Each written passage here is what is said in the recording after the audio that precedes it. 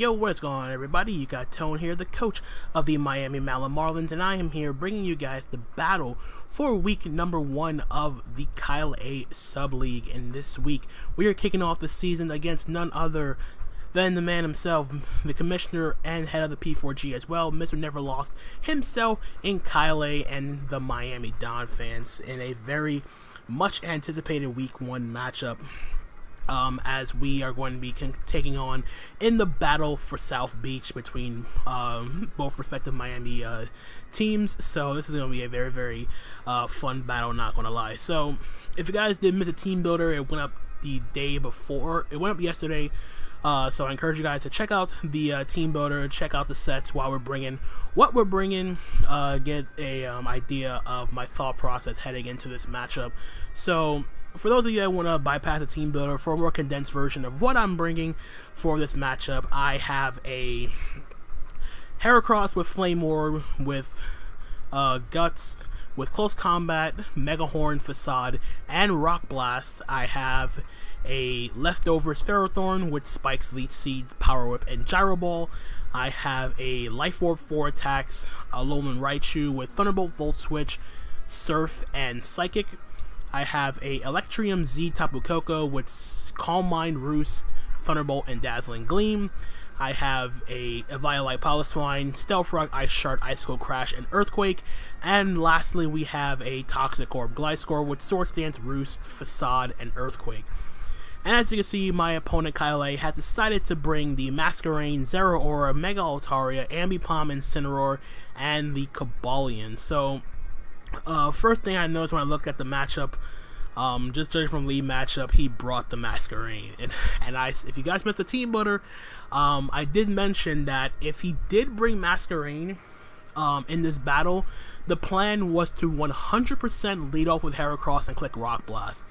So basically, this is my only way on this team of preventing webs from going up. I need to click Rock Blast turn 1, hope I hit, and hope I get 3 hits. If I only get 2 hits, I won't take out the Masquerain unless one of the 2 hits crits the Masquerain. I don't want to rely on hacks or a crit to prevent webs, because my Gliscor does not have Defog on it anymore. It has Swords Dance, so if he decides to get up, if he gets up webs, they're off for the rest of the game on my side, and that really hinders my my double electrics immensely, which I kind of want to avoid.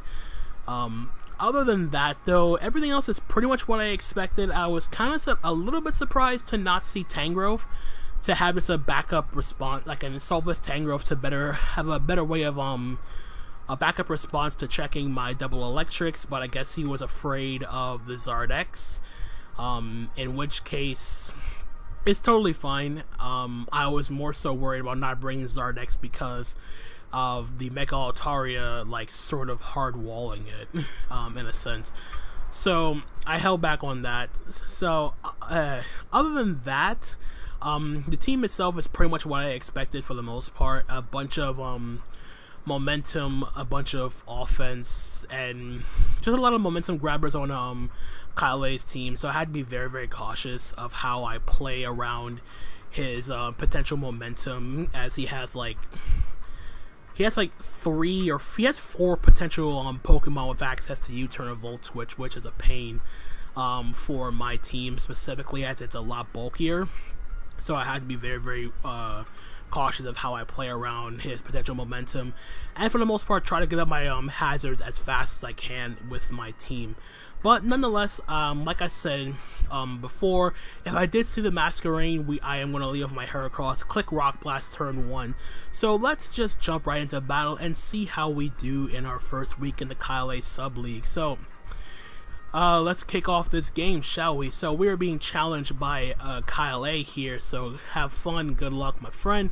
We're going to lead up with Herahorde, our Heracross here, as he does lead up with 4A Drive, the Masquerain.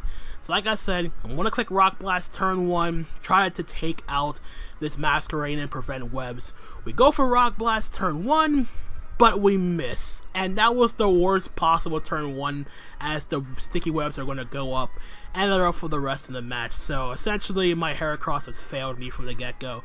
He's going to switch out now and go out into 4 anti, which is going to be the Incineroar, to get off another Intimidate on my Heracross, as I'm going to click Rock Blast again. We're going to connect this time, and we're only going to get 2 hits. Didn't do much because I am at -2. Take the burn damage here. He's now going to pull a double switch here and go out into 4 Pokeaim, the Mega Altaria, as I'm going to fire off a close combat here. I'm pretty much attacking what's in front of me here because I don't really need Heracross anymore because it failed in preventing to get up webs, and on top of that, stuff like Tangrowth aren't on KASL's side of the field, so I'm just satisfied with just getting off damage on whatever comes in, as he's going to Mega Evolve his Altaria here. I'm going to click Facade here to get some damage off. This is -2, but that still has a good chunk to the Mega Altaria, as he's going to reveal Hyper Voice to take out my Heracross, so that's totally fine here. Heracross couldn't prevent webs, but at the same time I got off a huge chunk of damage on the Altaria, as I'm going to go out into my Gliscor here now, and I see that he's a special variant. He's going to switch out, go into 4 Special K, which is going to be the Ambipom, as I'm going to go fire off an Earthquake here just to get some damage off on something. Get off a good 45% to the Ambipom once I want to get Toxic by my Toxic Orb. So now I'm going to switch out of my Gliscor, go out into my Ferrothorn here to scout for Ice Punch on the Ambipom, as I'm going to get caught in the Sticky Web, and he's going to go for the Fake Out here. Try to get some shit damage. He's going to take the Iron Barbs damage from my Ferrothorn here, and he's going to reveal Life Orb on the Ambipom too, so this thing's going to get whittled down incredibly fast here. So he's going to switch out here and go back out into his Incineroar. I have no reason not to click Leech Seed here. I consider clicking Spikes too, just to get some chip damage off here, but seeing as though there's no Tangrowth, Leech Seed was 100% free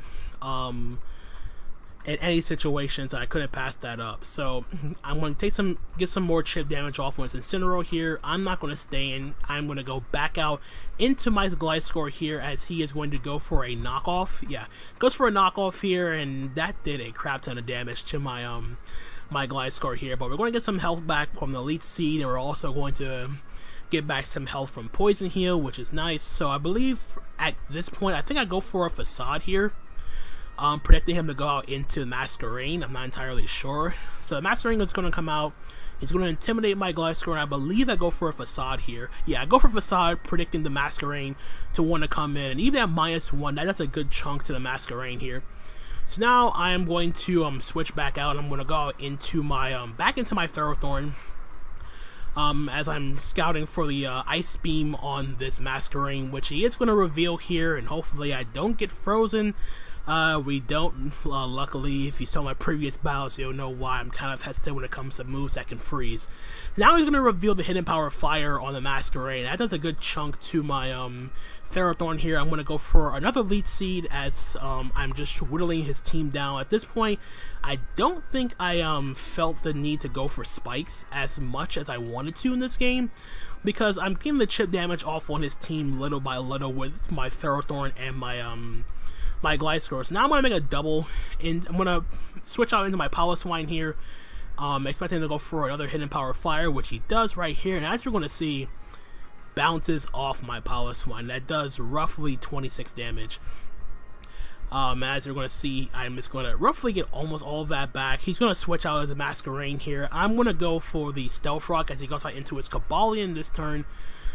So I get out my rocks here, and with rocks up, unless his Altaria has Defog on it, Masquerain dies on the re-entry to Stealth Rock. So I'm gonna switch out, go back into my Gliscor here, as he decides to get up his own Stealth Rock, which is fine by me. So now what I'm gonna do here is I'm just gonna this is pretty much a free Earthquake here, because the Masquerain, like I said, is gonna drop to the Stealth Rock. So with the Masquerain gone, Earthquake is a very free move to click here as it goes for Iron Head. I get off a good chunk of damage on this Cobalion here as he reveals lefties on the Cobalion. We're going to get back some health with Poison Heal, and I believe I'm just going to click Earthquake again, as he has decided to sack off the Incineroar here just to get the Intimidate off on my Gliscor, which is totally fine. So our Gliscor is going to come in, click EQ, take out the Incineroar here, and Gliscor is going to pick up its first kill, taking out the Incineroar. So now we're essentially almost back at full HP. Actually, we are back at full HP. He goes back out into the Ambipom. What I'm going to do here is I'm going to go for a Roost as he goes for a knockoff here. I go for a Roost here because now that I see that the Ambipom has Life Orb, he's going to kill himself to recoil, so I felt no need to attack him here. But then he does reveal the Ice Punch, and I'm like, ah, crap, I made a misplay, because what I'm going to do here, he's going to die a Life Orb recoil, but the problem with that is I went for Facade. Because if I went for double Roost, I didn't want to feel like I didn't want to be a dick and like Roost again, so I just decided to like let bygones be bygones. And he's gonna go into his Zero Aura, click Hidden Power Ice, take out my Gliscor, which is totally fine. Gliscor essentially already did its job. So now I'm gonna go on to my Piloswine here. We're gonna take some Stealth Rock damage and get caught in the webs again. And from here, I am just going to click Earthquake again, as he's going to withdraw his Zero Aura, go back out into his Cobalion here. He is going to take a little bit of damage from Stealth Rock. We're going to click EQ with my Piloswine, and as you're going to see, this Cobalion is going to drop to the Earthquake. So Cobalion is now out of the way. Piloswine picking up its first kill of the season. He goes back out into his Zero Aura. I'm going to click Earthquake again. And he's going to pull a double switch here. He's going to sack off his Masquerain to the Stealth Rock here. So that's going to be another kill for Piloswine here. So I guess he was expecting me to double switch out on the close combat. I guess that was his thought process there. So now it goes back into Zero Aura, and he is going to reveal the Titanium Z with the Z close combat. Now, if you guys saw my team builder, you'll know that I specifically EV'd my Piloswine to live a Z close combat from a Zero Aura after Stealth Rock. So the only way the Zero Aura is going to take on my Piloswine is if he crits me here. So he's going to fire off the all-out pummeling. It does a good chunk, but not enough, as Piloswine is just too fat, living on 28 HP. We're going to fire off the Earthquake. We're going to take out the Zero Aura here, and Piloswine putting the team on its back, picking up 3 kills, and his last Pokemon is a Mega Altaria, which is going to take the Stealth Rock damage, and we're just going to click Ice Shard here to finish off this Mega Altaria and pick up the 4-0 win over KASL and the Miami Donphans. So, good game to KASL. That was a very, very fun game, not going to lie. Now, I was very, very worried in the beginning when Heracross missed the Rock Blast turn 1, and I figured that once webs are up, I was going to be in a lot of trouble. But it turns out that webs being up on my field ended up not mattering in the long run, because as you saw, like neither of my electro types saw the field at all during this game. It was basically all on my it was basically on the back of 4 Pokemon here, not going to lie. But pretty much MVP, definitely Piloswine. There's absolutely no question, no ifs, ands, or buts about it. Picking up 4 kills in this game. Piloswine showing why it's such a utility pick, and it's pretty much like one of the most underrated, if not one of the best Pokemon, or in my opinion, the best Tier 5 Pokemon in Draft League format. And if you see Piloswine Tier 5, I encourage you guys to try it out for yourself. If you haven't done so, you cannot pass up how valuable something like Piloswine is to your team. And I'm not saying that because of how much work it did in this particular game. Piloswine in general is just a very solid Gloomon for any team that needs it. The typing, the utility with Stealth Rock, the priority with Ice Shard, the bulk, the offensive potential, between the combination of Icicle Crash and Earthquake, you just can't go wrong with anything from this Piloswine. And I am so grateful that Piloswine came in, putting in the work, putting the team on its back, and the Battle of the South Beach is ending up going to the Miami Marlins, picking up the 4-0 win, starting the season off strong. So yeah, that was pretty fun. And actually, I kind of want to hear your opinion as to what underrated or Tier 5 Pokemon you believe should not be actually Tier 5, because I honestly feel like getting a tier 5 Piloswine is like one of the biggest steals in the draft league format because of everything it can do for a team. Don't mention the fact that its moveset is kind of like limited. That doesn't matter in the long run, but Piloswine, not trying to oversell it, but very underrated, and I am so glad I got this tier 5 mon. It's just been absolutely amazing with having this mon again, not gonna lie. But yeah, that's gonna be it from me, guys. Hope you guys did enjoy. We pick up a 4-0 win in our first week in the KASL Sub League. Very, very well played game on my part. I wish the Rock Blast would have connected just to see if I was able to get the 3 hits. It would have been a little bit curious to see how that turn 1 would have went if I didn't miss. But outside the miss, everything else was pretty was hacks free for the most part. There were no crits, nothing of the sort. So yeah, that's pretty much gonna be it from me, guys. I hope you guys did enjoy the battle. If you did, feel free to leave a like, comment, subscribe. Also, like I said, I want to hear your thoughts on what underrated tier 5 Pokemon you feel like should get more appreciation in draft league format. What tier 5 do you feel shouldn't be tier 5 in the first place?